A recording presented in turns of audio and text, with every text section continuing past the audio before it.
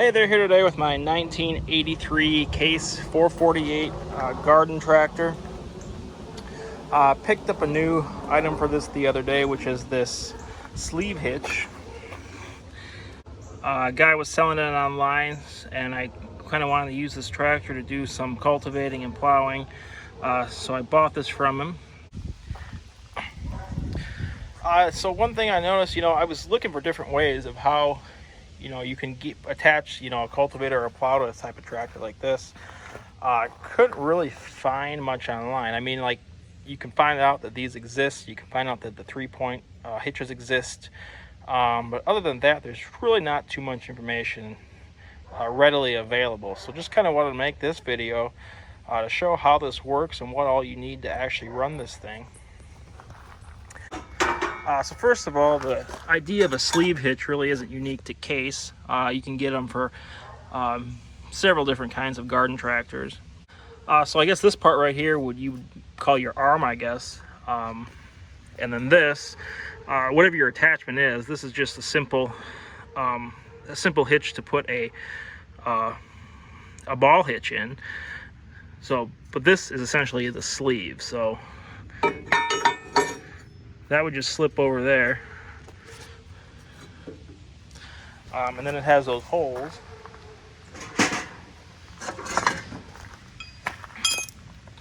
And then with the holes there,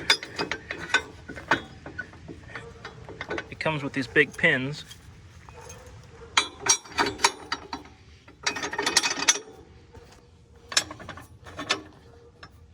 So essentially what this does, it's kind of an alternative to a 3-point hitch. Allows you to lift your implement up or down. So what they have is, they make cultivators and plows and blades, all kinds of things that have this special sleeve, certain size, and that goes right on there. Sometimes they're just one down the middle for the pin, and sometimes they'll have two that you'll need to put in there. But yeah, there's 3 holes on this.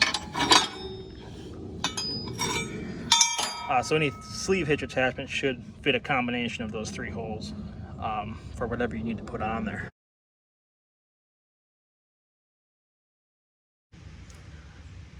So if you're out there trying to put one of these on yourself, it was fairly easy to get on in principle. I mean, actually putting it on there was a little bit difficult just physically.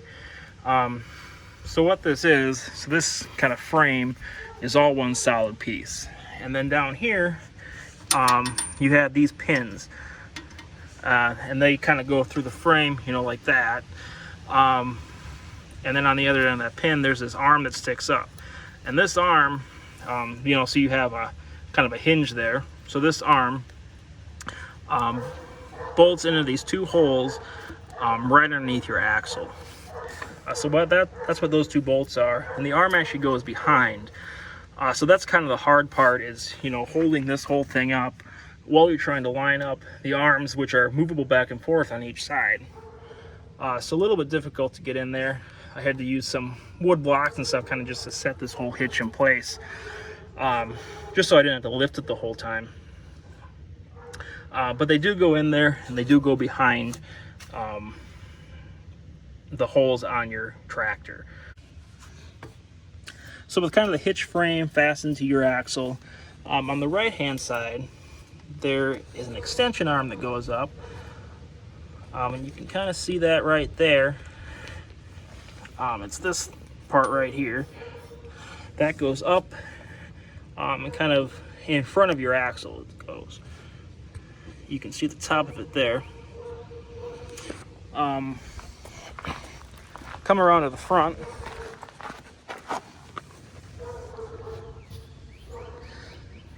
So this is the top of that arm. So that's kind of where that whole hitch frame ends. And then what you also need is this lift arm. So I also bought this, it was a package deal with the hitch to get this lift arm with it from the guy who was selling it. So that lift arm is going to come up underneath your step all the way up here, and that's going to hook into this lift arm extension piece. And so the guy who was selling this didn't actually have this piece.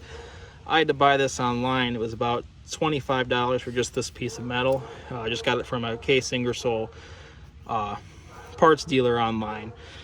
So not too bad. It's a pretty heavy piece of steel, and it's just got these various holes. And again, I'm not really sure.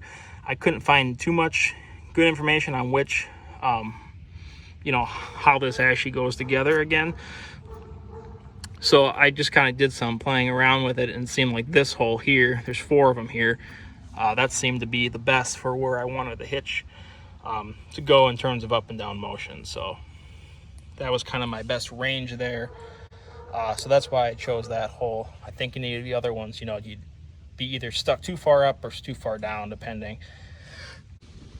So that's kind of where the sleeve hitch ends and the tractor begins. You know, this part here, this is all part of your tractor, and that's the same lift arm you'll use to lift and lower your lawnmower decks or your snowcaster, or any other things like that. And then that's operated by your lift arm right here to raise and lower that. So.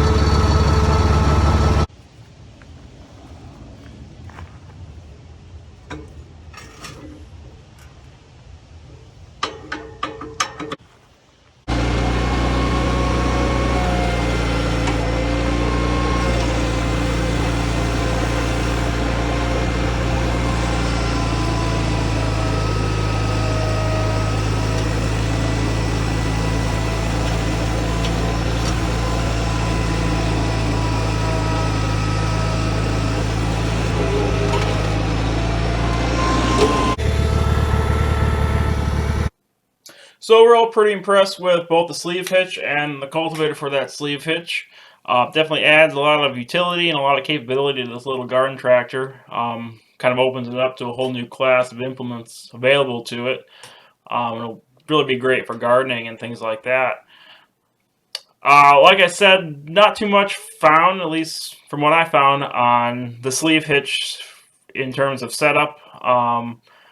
Online, I will post a link to what I did find there, so you can take a look at that. But hopefully, if not, this video will kind of help you out from that perspective.